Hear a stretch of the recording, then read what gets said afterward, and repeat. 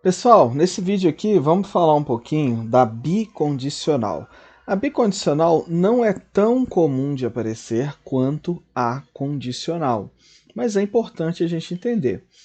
É praticamente a mesma coisa, vou ser atrevido de dizer isso, que é praticamente a mesma coisa, porque a bicondicional nada mais é do que uma condicional nos dois sentidos. Então, se aparecer a bicondicional, na verdade está aparecendo a condicional, né?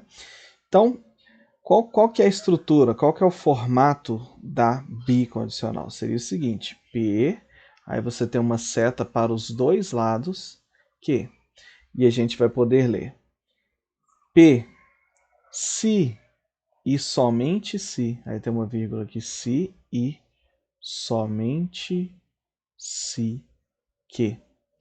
E também vai poder ler P é suficiente e necessária para que. Então, a gente viu que na condicional o antecedente é suficiente para o consequente é necessário para o antecedente. Na bicondicional, você tem a condicional nos dois sentidos. Então, P, se somente se que, e P é suficiente e necessária para que. Então, essa história de suficiente e necessário quer dizer bicondicional. Essa história de se somente se quer dizer também bicondicional, tá? Então essas estruturas aí, se você vir essas palavras, você já sabe que se trata da bicondicional. A bicondicional tem o valor de equivalência. Então, dizer que P é se somente se que, quer dizer que P é o mesmo que. Vamos deixar isso mais claro. Claro, nasci no Brasil. Aí isso é equivalente a dizer sou brasileiro. É claro que eu não sei se no direito constitucional pode ter exceções. Não vou entrar no mérito do direito constitucional, né? De quem é brasileiro nato mesmo, quem não é. Eu só estou dizendo para a gente entender que se nasceu no Brasil, então sou brasileiro. Então é a mesma coisa dizer sou brasileiro e dizer nasci no Brasil. Nascer no Brasil é condição necessária para ser brasileiro. Ser brasileiro é condição necessária para ter nascido no Brasil. E também suficiente. Nascer no Brasil é suficiente para concluir que a pessoa é brasileira.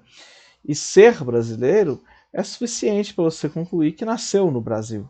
Né? Então, de novo, excluindo aí as possibilidades do direito, né, constitucional. Eu estou falando do ponto de vista prático. Né? Então você vê que funciona nos dois sentidos. Nasceu no Brasil é brasileiro, brasileiro nasceu no Brasil. Agora vamos dar um exemplo matemático que aí realmente é verdade absoluta, independente de discussão. Olha só. Um número termina em zero. Então, isso vai ser suficiente para a gente concluir que ele é divisível por 5. Agora veja que o contrário não seria verdadeiro. Dizer que o número é divisível por 5 não o obriga a terminar em zero, porque a gente sabe que os números que dividem por 5 terminam em zero ou em 5. Né?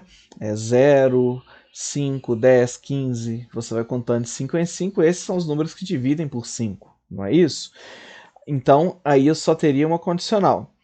Agora, se eu escrever termina em 0 ou 5, aí veja que curioso, porque eu acabei montando uma proposição composta pelo conectivo ou, né? Então termina em 0 ou 5, aí eu posso concluir que ele é divisível por 5 e também o sentido contrário. Se é divisível por 5, me obriga a concluir que ele termina em 0 ou em 5, porque não há outra possibilidade. Então, todo número que termina em 0 ou em 5 divide por 5, e todo número que divide por 5 termina em 0 ou em 5. E aí você tem, então, a bicondicional. Vamos dar uma treinada no se, somente se ali. Termina em 0 ou 5 se e somente se é divisível por 5. Então, somente se ele coloca uma condição o quê? Necessária, né? Então só é possível terminar em 0 ou 5 se for divisível por 5.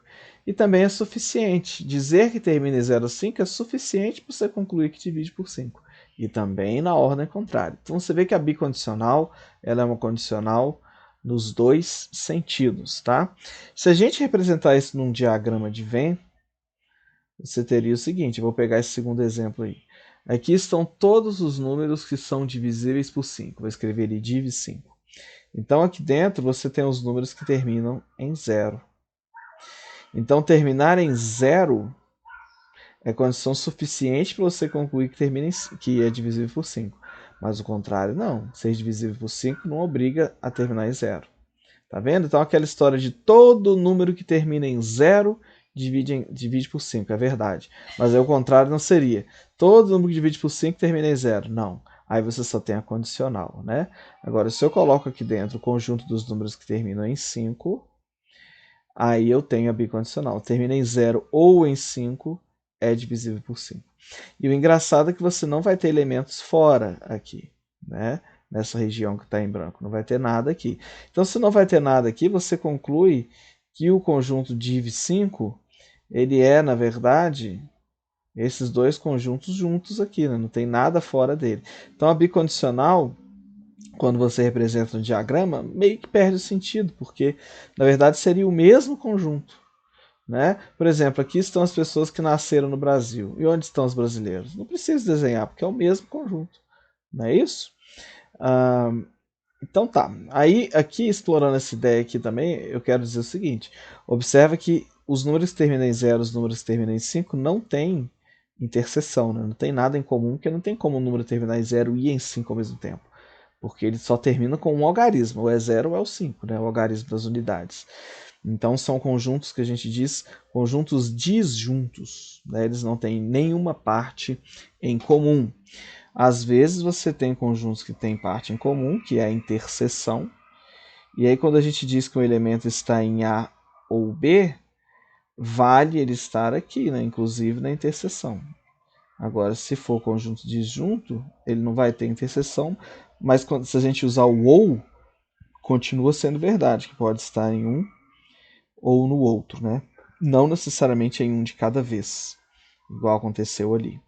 Enfim, aí é uma discussão para diagrama de Venn, deixa a gente aprofundar isso em um outro momento. Mas eu estou mostrando que a equivalência, então, não vale a pena você desenhar diagrama de Venn, porque seria o mesmo conjunto. Agora, é claro que cada questão é de um jeito, por isso eu recomendo você dar uma olhada no link que está na descrição do vídeo, porque lá são mais de 150 questões que eu resolvi destrinchando a Consulplan. Então lá tem tudo, o segredo para você fechar a prova de raciocínio lógico da Consulplan está aí no link da descrição desse vídeo. Eu peguei as provas antigas do Instituto Consulplan e a Consulplan, que é a mesma coisa, os dois são praticamente a mesma coisa, e destrinchei, selecionei de acordo com o edital da Câmara, separei por assuntos de acordo com o edital da Câmara e gravei passo a passo a solução dessas mais de 150 questões do Instituto Consulplan, que também é a Consulplan. Então, não perca seu tempo, tá? Batendo cabeça com outro material, com outra coisa. Você precisa dar uma olhada no link que está aí na descrição do vídeo e vir aí aproveitar esse material que está à sua disposição por um preço camaradaço. Todo mundo vai poder pagar esse material e que está super acessível, super em conta. Então nós acabamos de entender aqui a condicional, a bicondicional, né? E aí eu quero dizer também o seguinte, quando você tem uma proposição bicondicional, também chamada equivalência, você pode substituir uma proposição pela outra. Então, às vezes, ali no problema, vai ficar mais fácil se você simplesmente substituir. Por exemplo, eu vou usar aqui um exemplo matemático também, entrando um pouquinho na geometria, mas é só para a gente entender. Um triângulo tem os lados iguais, vamos dizer. Um triângulo tem todos os lados do mesmo tamanho. Em matemática a gente diz do mesmo tamanho, a gente fala congruentes.